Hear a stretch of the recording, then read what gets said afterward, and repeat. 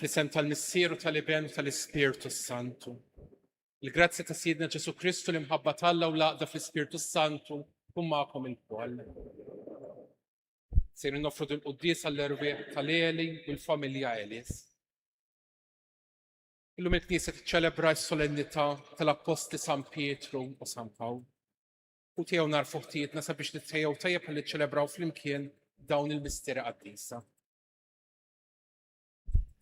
Nistqar l-Alla li jista' kollox u lilkom ħuti li jiena dnibt ħafna bil-ħsieb, bil-kliem, bil-emin u billa ħallejt mirijieti tija tiegħi, l-akbar tija tiegħi. Għalhekk nitlob il-imqadsa Marija dejjem Verġni, lill-anġu l-qaddisin kollha u lilkom ħuti biex titolbu għalija il-mulej Alla tagħna. Ħenna lina Alla li jista' kollox jaffrilna dnubietna u jwassalna l-ħajja ta' dejjem. Mulej ħniena, Kristu ħniena, mulej ħniena. Glorja l-Alla fil-għoli tas-smawiet u paċi fl-art l-bnedmin ta' rieda tajba. Nfaħruk, imberkuk, nadurawk, natuk ġieħ. Irroddulek ħajr għal-glorja kbira tiegħek. Mulej Alla Sultan tas-sema, Alla Missier li tista' kollox. Mulej jibgħu waħdini Ġesu Kristu. Mulej Alla ħaruf Alla bejn il-Missier. Int li tneħid nubiet tad-dinja ħen għalina. Int li tneħid nubiet tad-dinja il-qattal b'tagħna. Int li qiegħed fuq il-lemin tal-Missier ħen għalina. Għaliex int waħdek qaddis, int waħdek mulej, int waħdek il-għoli Ġesu Kristu, mal-Ispirtu Santu fil-glorja tal-Missier Alla. Nitolbu. O Alla, intimlina f'ferħ qaddis f'da il-jum ta' festa solenni, f'ġeħ l-Apostli San Pietru u San Pawl. Għamel li l-Knisja tiegħek timxi dejjem fuq it-twissijiet tagħhom, kif bihom int qed fija s-sisien ta' reliġjon. Bibnek Ġesu Kristu Siedna li Alla u miegħek jgħix u saltam flimkien mal-Ispirtu Santu għal dejjem ta' dejjem.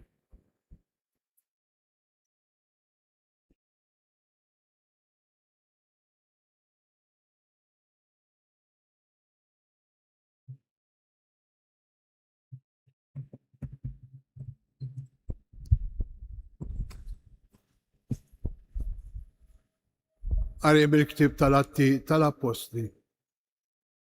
Għal-ħabta ta' dak iż-żmien, is-Sultan Erodi mett idu fuq xi wħud mill-Knisja biex jaħqarhom.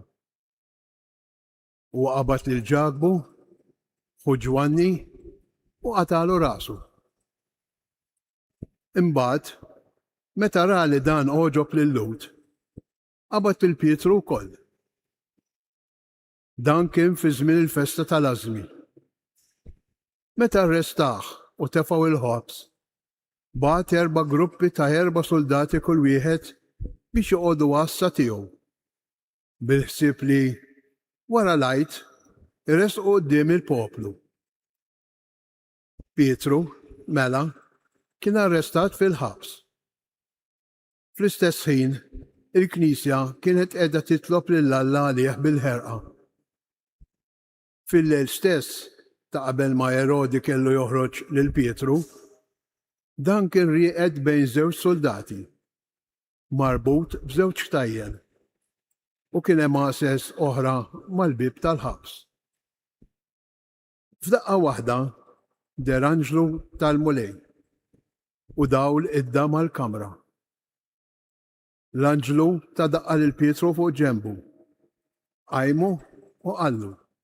Malajr, u l-ktajjen waqgħu minn ma jdejh.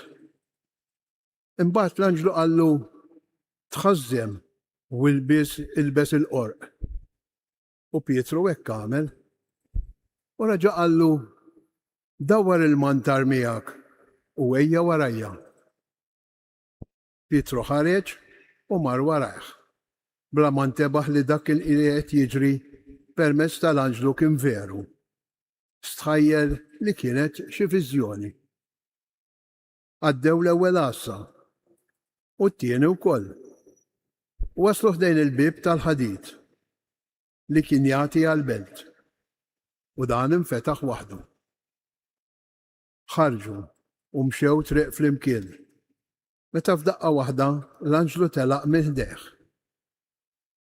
Imbagħad Pietru ġif tiegħu u qal: Issa naf tassew li l-mulej bat l-anġlu tiegħu u ħellisni minn Herodi, u minn dak kollu li l-Lut kienu qegħdin jistennew li jsir. Il-kelma tal-mulej. Roddu ħajr lil Alla. L-anġlu tal-mulej jeħles lil min jibża mill-mulej. L-anġlu tal-mulej jeħles lil min jibża mill-mulej. Kull ħin imbierek il-mulej, tifħiru dejjem fuq fommi. Bil-mulej tiftaħar ruħi, jisimgħu l-fqajrin u jifirħu. L-anġlu tal-mulej jeħles lil min jibża mill-mulej. X'għandru l-kobor tal-mulej miegħi? Ħanollu ismu fl-imkien. Jinfittix il-mulej u weġibni minn kull biża tiegħi ħelisni. L-anġlu tal-mulej jeħles lil min jibża mill-mulej. Ħarsu leħ u jiddi bil-ferħ wiċkom. Ma jkollkomx għax tisħu. Dan il-fqajjar sejjaħ u l-mulej semgħu u bid-dwejjaq tiegħu kollha ħelsu. L-anġlu tal-mulej jeħles lil min jibża mill-mulej. L-anġlu tal-mulej jassess madwar dawk li jibżgħu minnu u jeħlishom. Ippruvaw u taraw kemm hu tajjeb il-mulej kien il-bniedem li jiskemm fih. L-anġlu tal-mulej jeħles lil min jibża minnu.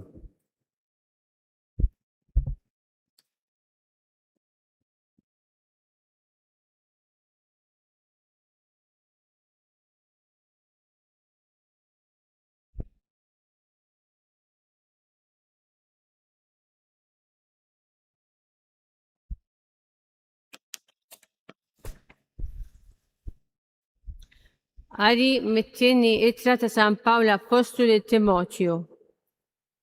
Aziz, ngħid għalija demmi ġam xerreb sagrifiċċju u żmien it-tluq tiegħi wasal. Tqabbad it-taqbida tajba, temmejt il-ġirja, ħarist il-fidi. Mill-bqija hemm merfuqa għalija il-kuruna ta' ġustizzja li bija f'dak il-jum iħallasni l-mulej li mħallef ġust u mhux li biss imma wkoll id-daw kollha li jkunu għexu fl-imħabba tad-dera tiegħu.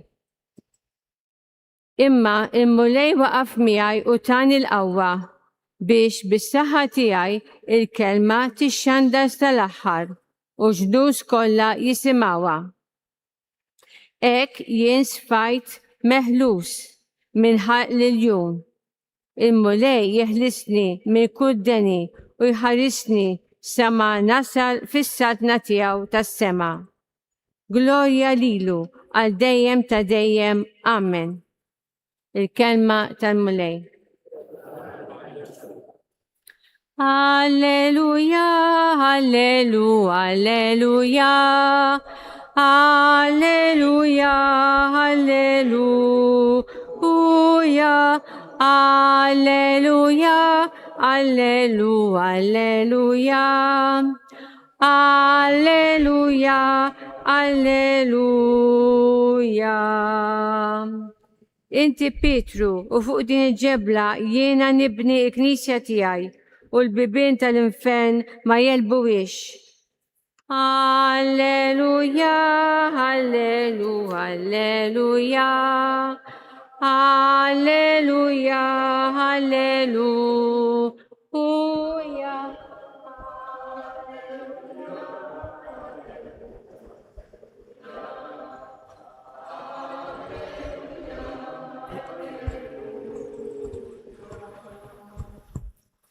Il-mulej ma'kom. Qari mill-Evanġelju skont San Mattew. F'dak iż-żmien, meta wasal fl-inħawi ta' Ċesarija ta' Filippu, Ġesu staqsa lid-dixxipli tiegħu u qalilhom: Min jgħidu n-nies li hu bin il-bniedem? Huma weġbuh xi wħud Ġwanni l-Battista, oħrajn Elija u oħrajn Ġeremija jew wieħed mill-profeti. Imma intom min tgħidu li jinstaqsihom? U qabeż Xmun Pietru qallu: Inti l-Messija bin Alla l-ħaj. U Ġesu wieġbu qallu, ħin jien xmum bin Ġona, għax mhux bniedem tad-dem u l-laħam u rigdan, imma missieri li hu fis-smawiet. Jiena ngħidlek, inti Pietru, u fuq di l-blata jiena nibni l-knisja tiegħi, u s-setat tal-infern ma jelbubiex. Jien nagħtik l-infietaħ tas-saltna tas-smawiet, u kull ma torbot fuq l-art ikun marbut fis-smawiet, u kull ma tħol fuq l-art ikun maħlul fis-smawiet. Il-kelma tal-mulej.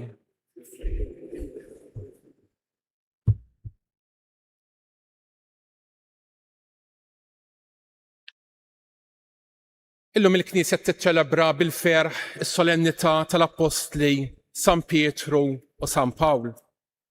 U kif iħħarsu lejn dawn iż-żewġ kolonni tal-fidi tagħna, ma nistgħux ma ninnutawx li f'bosta aspetti Pietru u Pawlu kienu żewġ persuni kompletament differenti minn xulxin. Jekk iħarsu ftit lejn Pietru naraw li kien sajjithom li mill-Galilija, u d-dinja tiegħu kienet limitata għal baħar tal-Galilija u l-inħawi li kienu jdawru dan il-baħar. Skont l-Evanġelju ta' San Ġwan, San Pietru kien mill-Galilija, propjament minn Betsajda, belt żgħira fit-tramuntana ta' dan ix-xatt. U kellu nistgħu ngħidu edukazzjoni bażika. Kien jitkellem il-lingwa li tkellem il-poplu, l-Aramajk. Jekk ħarsu ftit imbagħad lill-Apostlu San Pawl, naraw li San Pawl kien minn Tarsu li kienet belt iktar kosmopolitana, kienet ċentru ewlieni ta' kultura u ta' tagħlim, kienet provinċja Rumana ta' Ċiliċja. Għax kien minn hemm wasa ta' jirċievi edukazzjoni iktar soda. Jekk il-Vanġelja juruna li huwa kien jaf il-Grek, kien gawdi id-drittijiet ta' ċittadin Ruman. U barra minn hekk joħroġ li kien Fariżew żelus, josserva strettament il-liġi Ludija. Kieku dawn iż-żewġ persuni, kieku dawn iż-żewġ apostli kellhom jiltaqgħu qabel il-konverżjoni tagħhom, probabbilment ma kien ikun hemm xejn li jaqgħadhom flimkien. Kienu żewġ punti kompletament opposti, żewġ punti kompletament differenti. Madankollu il-Knisja llum tiċċelebra il-festa tagħhom flimkien. Allura x'kien dak li jaqgħadhom ma' xulxin? Kienet il-persuna ta' Ġesu Kristu. Il-mulej daħal fil-ħajja ta' kull wieħed minnhom modi differenti, modi uniċi. Jekk ħarsu ftit lejn Pietru naraw li huwa sema s-sejħa tiegħu fuq ix-xatt tal-baħar tal-Galilija, propju waqt li kienet jaqdi il-ħidma ordinarja tiegħu, il-ħidma ta' kuljum bħala sajjiet. Pawlu mill-banda l-oħra jiltaqa' mal-mulej ma' Kristu irxoxt fit-triq lejn Damasku, propju kif kien sejjer biex jaħqar, biex jaqret l-ewwel insara li kienu jinsabu f'din il-belt. U hemmhekk il-dawn it-tnejn Alla jsejħilhom. Il-Pietru jsejjaħlu biex ikun il-blata li fuqha jibni il-Knisja tiegħu. Il-Pawlu jsejjaħlu biex ikun l-Apostlu tal-ġnus, il-ħabbar tal-Evanġelju, partikolarment fost il-popli pagani. Minkejja differenza kbar fil-karattri, fl-isfond ta' ħajjithom, naraw lil dawn it-tnejn iwieġbu b'ġenerożità għas-sejħa tal-mulej. Naraw lil dawn it-tnejn jiddedikaw ħajjithom biex iħabbru, biex jipritkaw il-Vanġelu tal-mulej. U fl-aħħar nett naraw lil dawn it-tnejn jissiġillaw ix-xhieda tagħhom bit-tixrejt ta' demmhom. San Pietru jiġi msallab fuq salib, San Pawl jaqtewlu rasu. Illum waqt li nirringrazzjaw l-Alla għall-fidi, il-kuraġġ u l-fedeltà li dawn l-apostli urew, nistgħu ngħidu li fihom naraw pilastri tal-fidi tagħna. Mhux tabxejn li l-Knisja tissejjaħ Knisja Apostolika għax tħares lejn dawn l-apostli u fuqhom tkompli tibni l-fidi tagħha.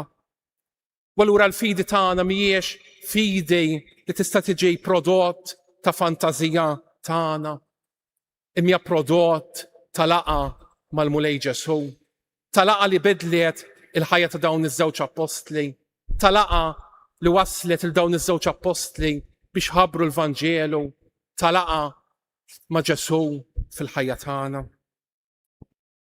Kif niċċelebraw illum din il-festa, tejb li niftakru li il-Mulej ma waqafx isejjaħ. Isejjaħ il-kull wieħed u waħda minna bisemna. Kif sejjaħ il-Pietru, kif sejjaħ il-Pawlu, hekk ukoll qed isejjaħ lili u lilek illum. Huma ma jsejħilniex biex jibdilna. U jrid jidħol fil-ħajja tagħna biex hemmhekk jużana. Kif uża s-sempliċità, il-personalità ġenwina ta' Pietru, kif uża l-intelligenza u l-formazzjoni akkademika ta' Pawlu, bl-istess mod il-Mulej Ġesu irid juża d-doni, il-kapaċitajiet, imma wkoll il-limitazzjonijiet tagħna, in-nuqqasijiet tagħna, id-dnub tagħna biex permezz tagħna u jkompli jibni il-Knisja tiegħu u jkompli jwassal il-Vanġelu tiegħu lil persuni ġodda. Wala kejjew mejjunejn minn dejn il-liturġija, illum nitolbu il-dawn iż-żewġ apostli, il-San Pietru u il-San Pawl, sabiex kompli jkunu għalina mudell ħaj fil-ħajja tagħna, mudell ħaj ta' fidi, ta' fedeltà, ta' kuraġġ. Jallu ma jitlu għalina sabiex aħna wkoll nkunu kapaċi li nħallu l-Mulej Ġesu jaħdem fina, li nħallu l-Mulej Ġesu jużana, li nħallu l-Mulej Ġesu jagħmilna xhieda awtentiċi tiegħu fid-dinja li fiha qed innejxu, fil-postijiet li fihom inkunu. Ikun infaħħar Ġesu Kristu.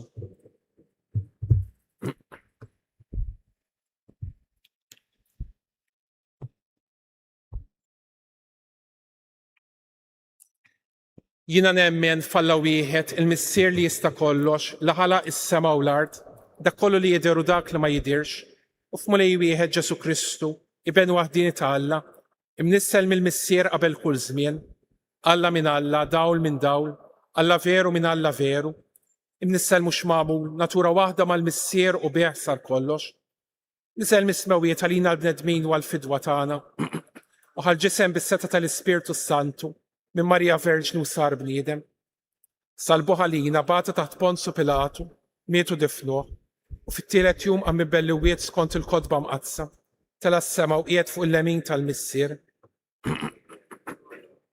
mill-ħajjin u mill-mejtin, mis-sadna tiegħu ma jkollix tmiem, u fl-Ispirtu Santu Mulej li jagħti l-ħajja, li ġej mill-Missier u mill-liben, li meqjum mweġġa fl-imkien mal-Missier u mal-liben, u li tkellem fhom il-profeti. Qaddisa Kattolika Apostolika, nistqarmu mudija waħda l-maħfra ta' dnubiet, nistenna l-qawma mill-lwiet u l-ħajja ta' żmien li ġej. Amen. Kuti Eżjes, fil-waqt li ċċelebraw l-Apostli Pietru u Pawlu li fuqhom Kristu waqqaf fil-Knisja tiegħu, jew nitolbu lil Alla l-poplu qaddis tiegħu, ngħidu għalhekk Mulej jieqaf mal-Knisja tiegħek. Għal-Papa u għall-isfijiet kollha, l-aktar għall-isqof tagħna Anton, biex bħala s-suċċessur tal-Apostli ikompli jmexxu lil poplu Nisrani fdat fidejhom nitolbu. Għall-insara li tisofru persekuzzjoni minħabba l-Evanġelju biex jibqgħu sħaħ fil-fedeltà tagħhom lejn Kristu nitolbu. Għall-mexxija tan-nazzjonijiet biex ifittxu l-paċi u r-rispett bejn il-bnedmin nitolbu. Għalina biex nibqgħu maquda fl-imħabba mas suċċessuri tal-Apostlu San Pietru u sħaħ fil-fidi li rċivejna mingħand l-Apostlu Missierna San Pawl nitolbu. Mulej Alla tagħna, ħares lejn il-poplu tiegħek Wat-talb tal-Apposti San Pietru u San Pawl għatih fedeltà lejn il-Vanġelu, kuraġġ biex ixandar u spiritu ta' fost daw kollha li jemnu fi Kristu, li miegħek jgħix li saltan għal dejjem ta' dejjem.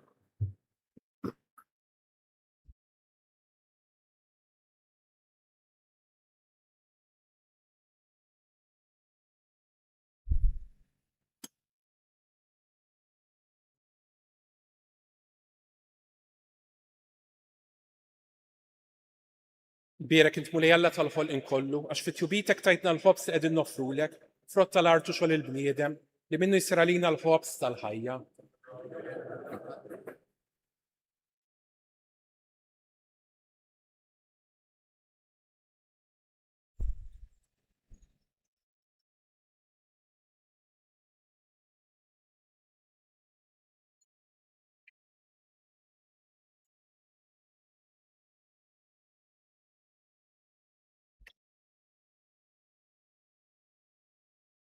Birek int mulej Alla li tista' kollox, għax fit-tjubitek tajtna l-imbit li qegħdin noffrulek, frott tad-dilja u xogħol il-bniedem, li minnu jsir għalina x-xorb tar-ruħ.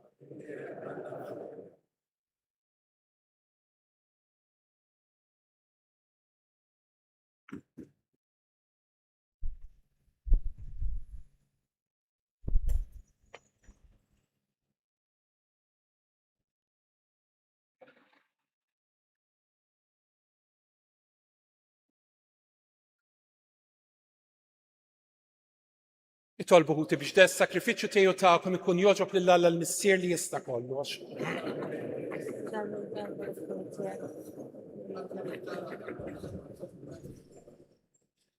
Għamel mulej li t-talb tal-Apposti San Pietru u San Pawl wassal qudiemek dawn l-offerti li aħna ġibna biex nikkonsagrawhom lill-ismek u bl-istess talb ikollna lajnuna biex niċċelebraw dan is-sakrifiċċju bħala għaddejja fidili tiegħek bi Kristu siedna. Il-mulej magħkom, nerfgħu qlubna l fuq, niżoħħar lil mulej Alla tagħna. Sewwa xieraq tas-sew mulej Mister Qaddis, Alla ta' dejjem li tista' kollox, tepu ta' ġid tas-salvazzjoni tagħna li dejjem ukoll imkien roddulek ħajr. Għax inti jogħġbok timliena bil-ferħ bl-apposti tiegħek San Pietru u San Pawl. Pietru l-mexxejja ewlieni fl-istqarrija tal-fidi, Pawlu li mgħallem għaref fit-tifsir tagħha.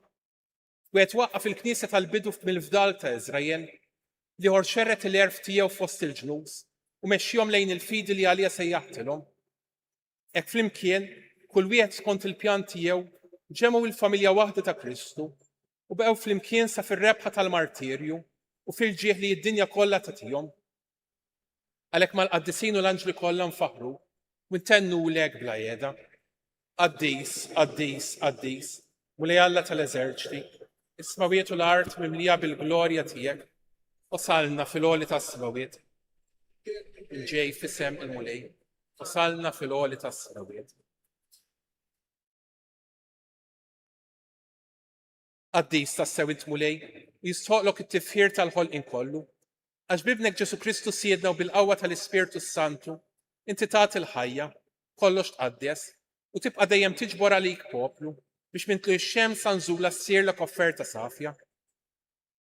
Għalhekk mulej, ġejnu quddiemek dawn l-offerti biex ikunu konsakrati lilek, mitxa kont qed tolbuk qaddishom bl-Ispirtu tiegħek biex isiru l-ġisem u d-dem ta' Ibnek Ġesu Kristu siedna, li bik-mandament tiegħu qegħdin niċċelebraw dan il-misteru. Għaxu fil-lejli fih ngħata lina ħajl ħobs, radlek il-ħajr, bierek, qasam, tali d-dixxiepli tiegħu qal, ħudu u kulu il-koll minn dan, għax dan huwa ġismi li jingħata għalikom.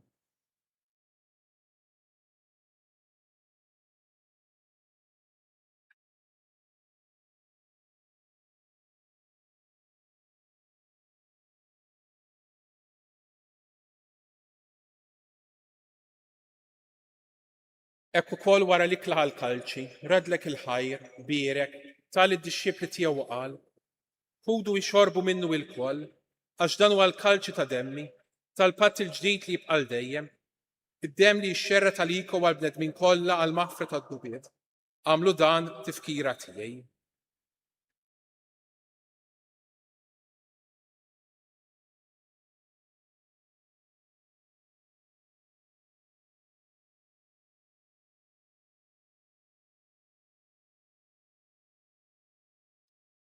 Danu l-misteru tal-fidi.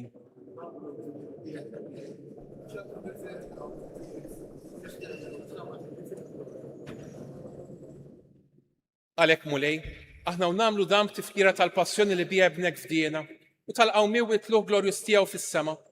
Aħna li għedin nistennew nittamaw it-tieni miġja tijaw, brat il-ħar nofrulek da s-sakrifiċju ħaju għaddis. Ħares li tolbuk l-offerta tal-Knisja tijak, għaraf fija l-vitma li bis-sakrifiċju taħħar it-terġa tħabbibna miegħek. Għamel li aħna li se jessaħħu bil-ġisew id-dem ta' ebnek, nimtlew bl-ispirtu qaddis tijaw, u nkunu ġisew wieħed u ruħ waħda fi Kristu.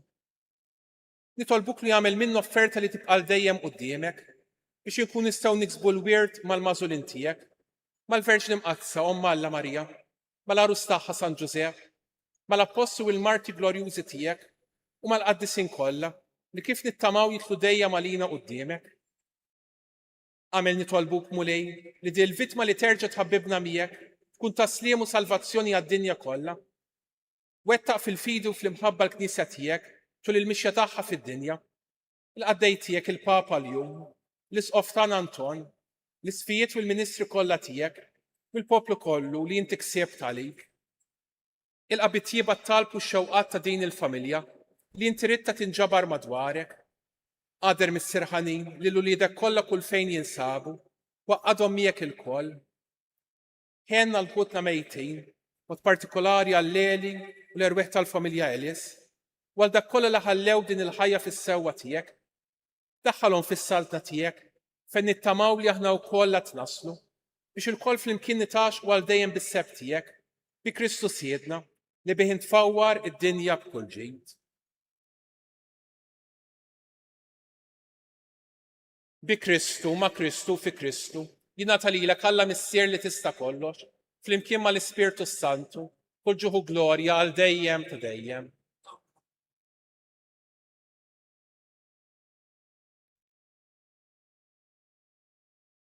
Ejjew nitolbu kif għallimna u ridna nagħmlu li benta Alla s-salvazzjoni tagħna. Issierna li inti fis-smawiet, jitqaddes ismek, tiġi saltnatek, ikulli tritient kif is-sema hekk da fl-art. Ħobżna ta' kuljum għatina llum, għaffrilna dnubietna, bħalma nafru l-minuħati għalina, u la ddaħħalniex fit-tiġri, iżda eħlisna mid-deni. Eħlisna tolbuk mulej minn kull deni. Għatina fit-tiebu ħnatijek il-paċi fi żmienna, biex ikunu ħielsa dejjem midnuk u mħarsa minn kull inkwiet, aħna nistennew nittamaw il-għena u l-midġja tas-Salvatur tagħna Ġesu Kristu. Mulej Ġesu Kristu li qed l-apposti tiegħek inħallilkom isliem, nagħtikom islim tiegħi, la tħarix lejn nubietna, iżda ħares lejn il-fidi tal-Knisja tiegħek, qatt jassimu l-għaqda li intrid fiha, int li tgħix fis-salta għal dejjem ta' dejjem. Il-paċi tal-mulej tkun dejjem magħkom. Għatu l-paċi li xulxejn.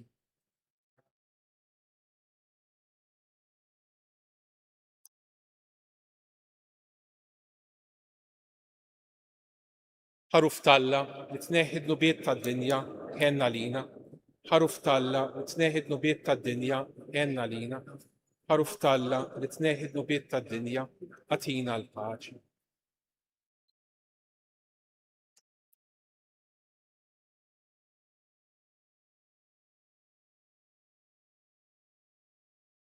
Danu l-ħaruf ta' Alla, danu li jneħħi d-nubiet tad-dinja, ħen jindawk li huma mistiedna l-ikla tal-ħaruf.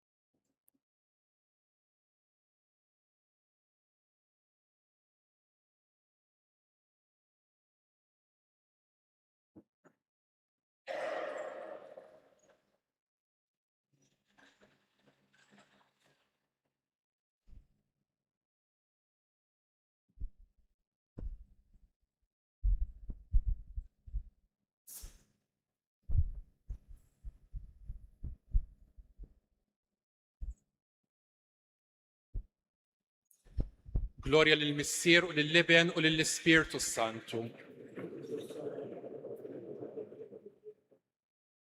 Nitolbu. Issa li ħadna l-qawwa ġdida f'da sagrament, nitolbuk mulej li ngħaddu ħajjitna fil-Knisja, hekk li nitwettqu dejjem fl-imħabba tiegħek u nżommu sħiħ qalb waħda u ruħ waħda bejnietna, mawdin fil-ħsim tal-ħobs u t-tagħlim tal-Apostli.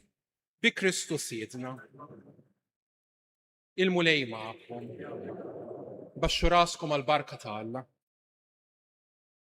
Iberikkom Alla li jista' kollox, li waqqafkom fuq l-istqarrija qawwija ta' San Pietru u bija bnielkom fuq il-blata tal-fidi tal-Knisja. Amen. Alla li qawwiekom bil-predikazzjoni ħabrika ta' missierna San Pawl, jallimkom bl-eżempju tiegħu kif dejjem tirbħu waħda oħra fi Kristu. Amen. San Pietru bis-seta tal-infietaħ u San Pawl bil-qawwa tal-kelma iwasluna bit-talb tagħhom fis-sema fejn stoqilhom jitlu huma bħala ħlas tal-martirju tagħhom. Amen. U berikkom Alla li jista' kollox, il-Missier, l-Liben u l-Ispirtu Santu. Morru fil-paċi ta' Kristu.